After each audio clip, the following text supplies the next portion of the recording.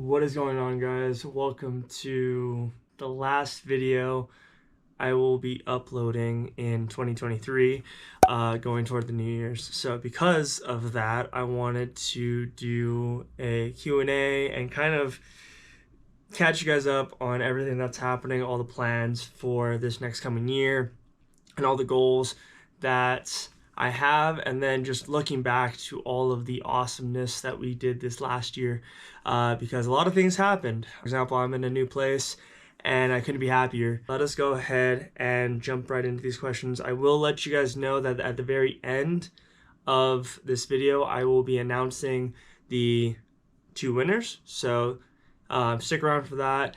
A lot more people entered in than I thought, which is awesome. So I thank you guys all for participating in this and giving me awesome questions. And I hope you guys win. Good luck on that. And get right into it. And let's start the intro.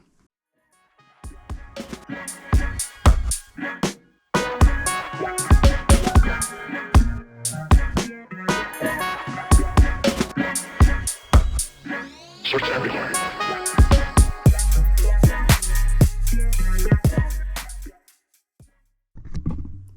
Alright, so I'm going to go in the order that I received all of these questions in. So starting off, and I hope I say your guys' usernames right, Clinics Live, I believe that's how you say your name.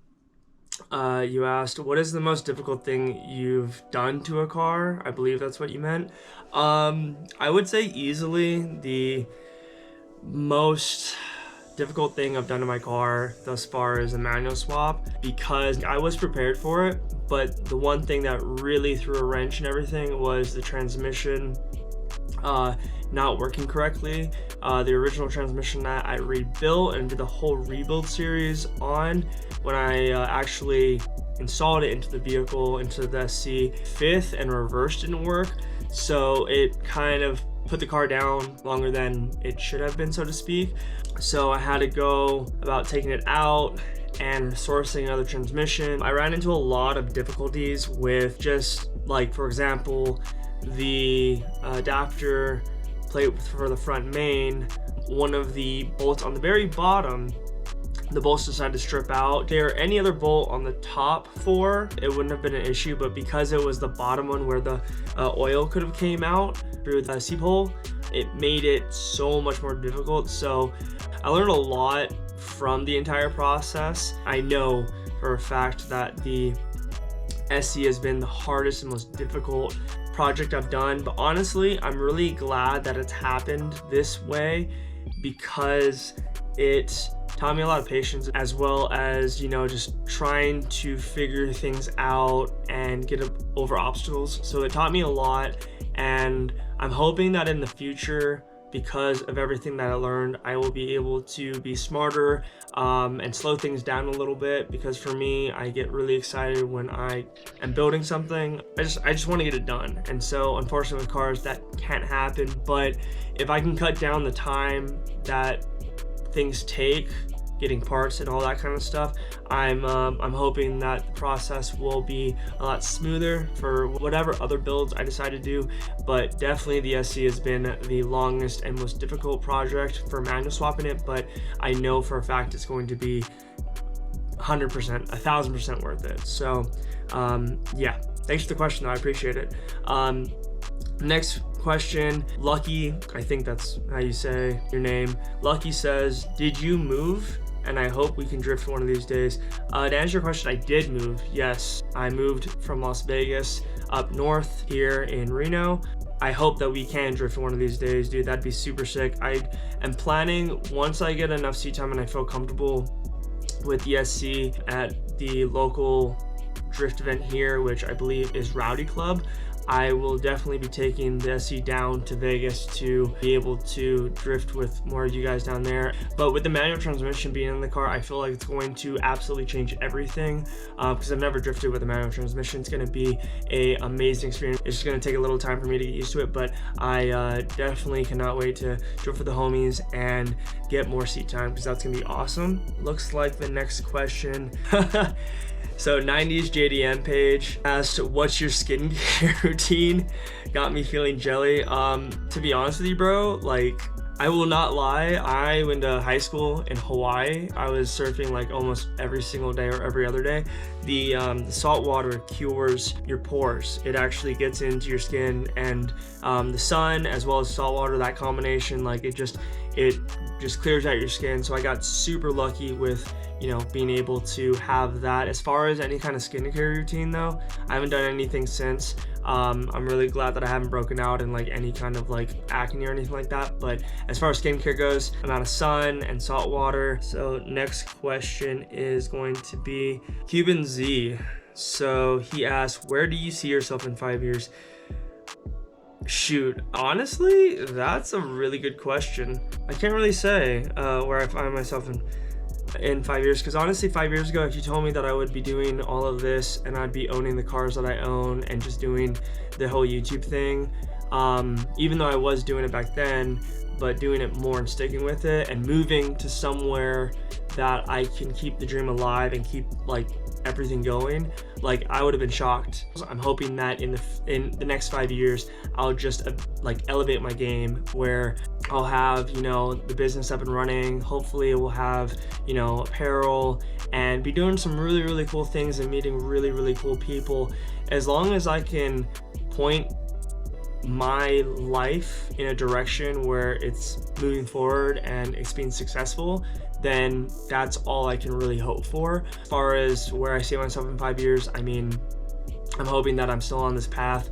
I'm hoping that I'm able to, you know, do really cool things, still do giveaways, still give back to people, because like for me, giving back is super important. I love that. I love the support you guys are giving me on YouTube, so thank you guys all for that. Thank you guys for sticking around even though I didn't post for a good while. I think that's one of the things I'm most proud of though, is that I've stuck to, you know, grinding out these videos even if I don't want to, and just being able to give 100% of my energy towards something that I'm passionate about and that I know I will be into for the next, say, 40, 50 years, whatever it may be. So thanks for the question. I hope I answered it right. But yeah, I definitely see myself just doing this, but on a larger scale, and having a shop, being able to help people, give back, and have some really, really rad builds that I'm super proud of. Because for me, building cars and like building a life that I am proud of, and like that other people can see how hard I've worked and like how focused and how much I've improved and all those things. I want people to be able to see anything that I do and just see, they can be like, wow, it was really thought through and just done right, if that makes sense. Next question is from DJV. How do you really like the move so far? I'm thinking that's what you said. Honestly, this move has been one of the most challenging things for me, just because like I kind of picked everything up from Vegas, where I didn't really have a life, but like I knew people, and I kind of had a friend base, and you know, I was into the car scene and everything like that. It was kind of hard to just pick my stuff up and move, but it was for the best. And for me, I think sacrificing is huge when it comes to doing what you want, because I could have easily stayed in Vegas and just quit YouTube and just stopped doing all this stuff, stopped building cars, but like that's not me. That's not who I am. And so for me, this move really just signified that nothing's gonna stop me when I put my mind to it. And I think that like everyone has those decisions that are hard decisions that they have to make. And for me, this wasn't a hard decision. This was kind of an easy decision, just because, you know, I had friends up here that I've had, like my roommates are my best friends, and like it's a great thing and it's a bad thing, one and the same, because I've never lived with people other than my family. And I think that's another thing that was super important for me, is I felt like I was at the age where I just needed to, you know, be in an environment where I get out of my comfort zone, so to speak. So really push myself and see what I was made of, and to see, you know, what I could do with my life. And so this move really just, it kind of, you know, kickstarted me, where I'm in a way, I'm happier than I've ever been. It is cold, which sucks, and I'm not used to that, but I know that it ticked 4 boxes for me, right? So financially, living with my best friends, the place that we have up here, we have a lot of cool plans. It's giving me, structure where I live with people that I have to, respect. You have to respect their space, have to, be living in harmony, so to speak. So it's giving me a lot of things to learn, which I wouldn't be able to learn without living with people. Yeah, the move's been great so far, and honestly, I couldn't have asked for a better living situation because I'm happy. I'm being able to work on all my cars and have ample space for that, and work on my roommates' cars and homies' cars. So it's just a living situation that I really like. I don't know if a lot of people would have done it, to be honest with you, but for me, it just everything lined up right. Have it where I'm not regretting anything, and I haven't regretted anything since. If I do start regretting things, that's when I have to worry. And then Recirculated. I really hope I'm not butchering your guys' names, but he says, how many cars have you owned? I will just name all the cars that I've had just in general.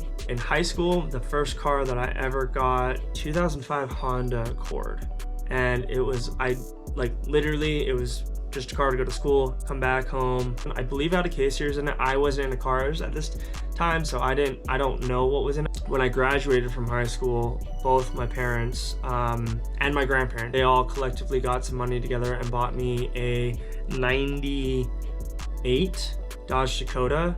Had the V8 Hemi in it, and it was a 5-speed. So that's actually the car that I learned how to drive stick on, which, fun fact, I didn't know how to rev match at that time, so I burned the clutch out and I got it fixed, and then I was trying to find something that was better on fuel. It was a V8 and it was just sucking gas no matter how many times I coasted down every hill in neutral. It didn't help that I went to school about 35 minutes away each way, so it was about an hour to go to school and come back. And so I traded that car for a 2003 Volkswagen Jetta with the 4-cylinder 6-speed.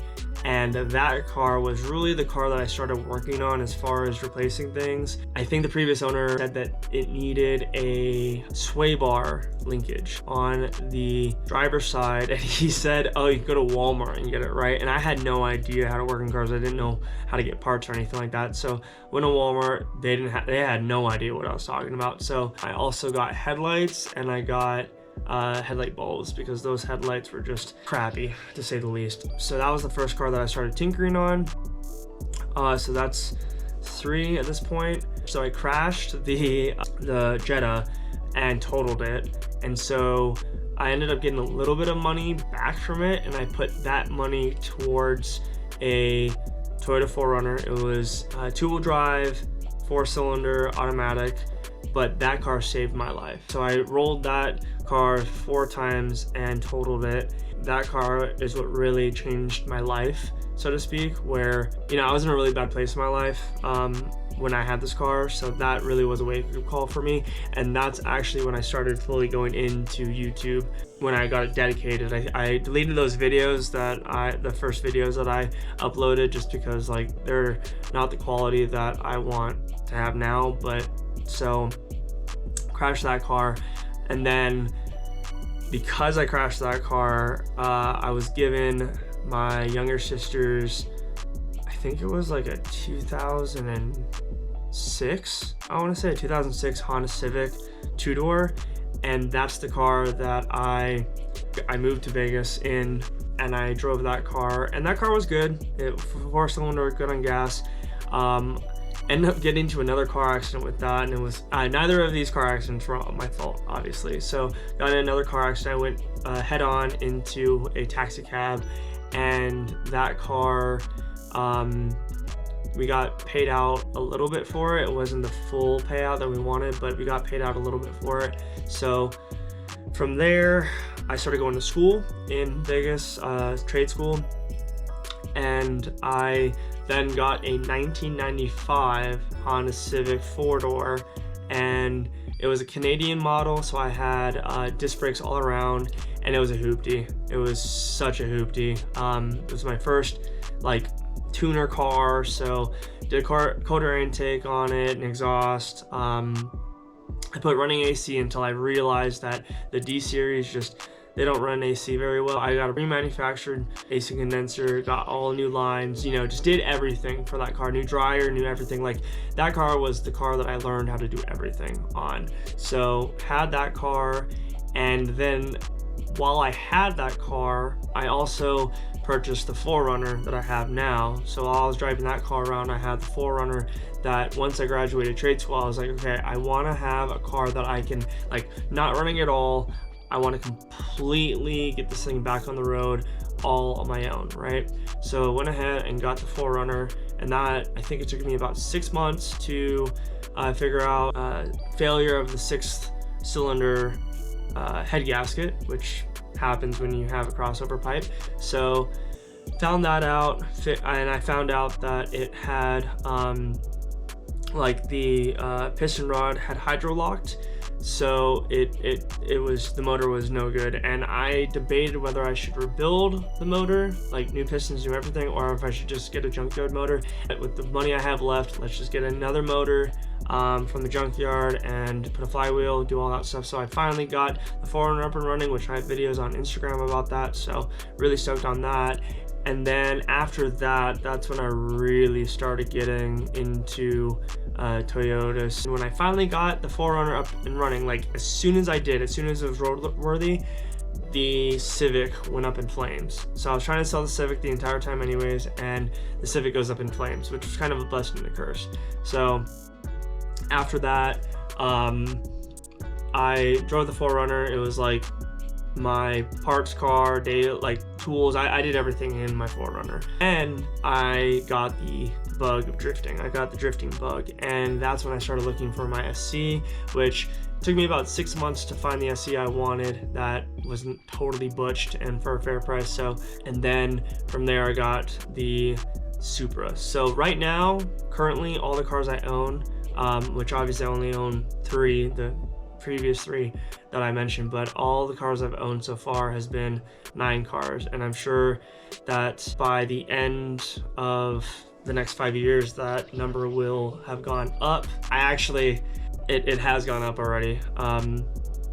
I am getting gifted a RAV4 currently, and that is going to be my new daily, so I can get all of the stuff I need to get done on the 4Runner and get the SC up and running, and then also get the Supra up and running. So I'm currently temporarily getting gifted going to be a newer RAV4, just so that I can have a car that's good on gas. We'll be able to use that for anything I need to do as a daily, but then anything else I need to do as far as like picking up engines, all that kind of stuff is going to be in the 4Runner. So 10 cars so far. I'm sure it's going to be higher than that, but I do have a rule. My rule is 5 car max, and I'm like not talking tow cars or 5 car like fun car max. So the drift build, off-road build, the show car, and whatever else I want to do. I'm not trying to have projects that don't run and get other cars, because then none of them are going to get done. But yeah, so I have 3 cars currently, and in total I've had 10 cars. And a lot of people kind of are on the fence with me, like only liking Toyotas, but to be honest with you, I enjoy every car. I just specifically like Toyota because I've owned only Toyotas and my family's owned only Toyotas. So it's easier for me to just be dialed into one thing, because if you think about it, you know, I don't want to have 4 different manufacturers, because then the bolts, the pieces, the parts, everything's not going to be able to be interchangeable. Where with Toyota, like I can get one thing, and if it doesn't fit, I can use it on another car. Like that's just how Toyotas are, and I love that. So the only exception, and you guys might give me some crap for this, but the only exception I have for another manufacturer is Dodge. I would love to add a diesel to the fleet in the form of a Cummins, but that would not be a car. That's, for me, anything that tows would be a tool. that's my view on that. Cummins, probably a 6-speed, a steal of a deal. I would jump on it. As far as everything else goes, the plan for this next year is going to be, I want to do a little bit more traveling. I definitely want to get more seat time, and I want to meet more people. I want to go to more shows, and that's also one of the reasons why I moved up here, so that I could save some money so that I can afford to go to some of these shows and afford to travel and not have to be stuck somewhere because of financial situations. And that's how I was in Vegas, to be honest with you. I wasn't able to really do anything as far as like travel outside of like my normal budget, but now that I am up here, I'm in a better situation now. The company is 100% getting done. I just need to get myself more into a situation where I can get the company up and running and put focus on it, because if I don't do that, if I'm not ready, if I don't set myself up to commit to it, then it's just gonna fail, and there's no way I'm letting this company fail. Once everything starts to get a little bit more dialed in, I will be getting the engine swap done in the 4Runner. That's gonna be exciting. I cannot wait for that. I hope you guys are ready for those videos. And then I will also have the SC up and running. Once the SC is up and running and it's, you know, fully manual swapped and all the bugs are getting taken out, I think I'm gonna keep the car like that for right now. I might get a body kit. I'm gonna do some stuff like body kit wise, because that car I've had it for I think 2 years now, and I haven't done anything for aesthetically. So I think the next thing to do is to do some aesthetics and make it look nice, make it just be a car that I'm happy with taking out to the track, and like, you know, not getting attention with it, but, you know, definitely turning some heads with it, because I want it to look nice. I don't want it to be a junk drift car. I want it to be something that I'm proud of. With that being said, I definitely want to get some more time behind the spray gun. I want to start spraying the car and learn how to spray, and then I also want to get a welder, because then I can get a cage in there, and that's probably going to be, you know, down the line. But just giving you guys the basis of what is going to come up this channel is a little bit more welding, some painting, and trust me, it's not going to be like amazing right off the bat, but I definitely want to teach myself, show you guys how to do it, so that you guys can get more comfortable with it, because that's like the goal of this channel. And then also be able to get the Supra up and running. I want to get the Supra into a situation where I can make sure I can figure out what is like wrong other than the motor, because bushings, everything I'm sure hasn't been replaced, but I want to dive in the motor, get that fixed, get that, you know, set where turnkey. I want to also start to replace bushings and just get the car back to OEM spec, get it painted too, because I just want it to be a nice car. I want all my cars to be a visual representation of what I am capable of and what the company Hammer Down Restorations is, you know, known for. I want my company to be a household name. I want it to be where, like, the same thing you know, the same view you have with all these other restoration companies, I want to do the same with mine. I know it's going to take a while, but I know that it's going to happen. So being able to be a part of shows and going to shows and all that stuff is going to be, you know, the main goal to really get the word out. We might look into getting some body kits going, getting you guys some body kits. That'd be super sick. And then just doing a bunch of repair work for transmissions, manual transmissions, engines, and just giving the people what they want, and that is good quality engines, OEM repairs on engines that you can just drop in your car, turnkey, and make it so that we can, you know, make these motors, these indestructible motors, last forever, because that's what, you know, the nostalgia of seeing a, you know, the original motor in a car that is 100% 0 miles and refurbished. I think that's definitely the goal that I want to go for. And then some other crazy builds that I want to do. So that's kind of where we're going in 2024. And I'm excited for you guys to, you know, come along. Skylar 51, I believe. What's your favorite transmission? And this one is This one's a hard one. Like, this is a really good question. So I would say personally my favorite transmission would be either the C009 is by far my favorite transmission. Even though I don't like how it shifts, just the power you can put through it is second to none. It's really inexpensive to replace parts on it because parts are pretty inexpensive depending on where you go, and it's stout, and that's why a lot of manual swaps use the transmission. The C009 is definitely my favorite. The R154, the Mark III, I haven't been able to drive with it yet, but as far as a driver feel for a transmission, and I'm only talking about rear-wheel drive transmission, I just feel is very light, and it just very user-friendly. It feels super nice, super notchy. I feel like it's probably up there with the C009, even though it's a 5-speed, not a 6-speed, but a lot of people use it for drifting, which, you know, it's very stout.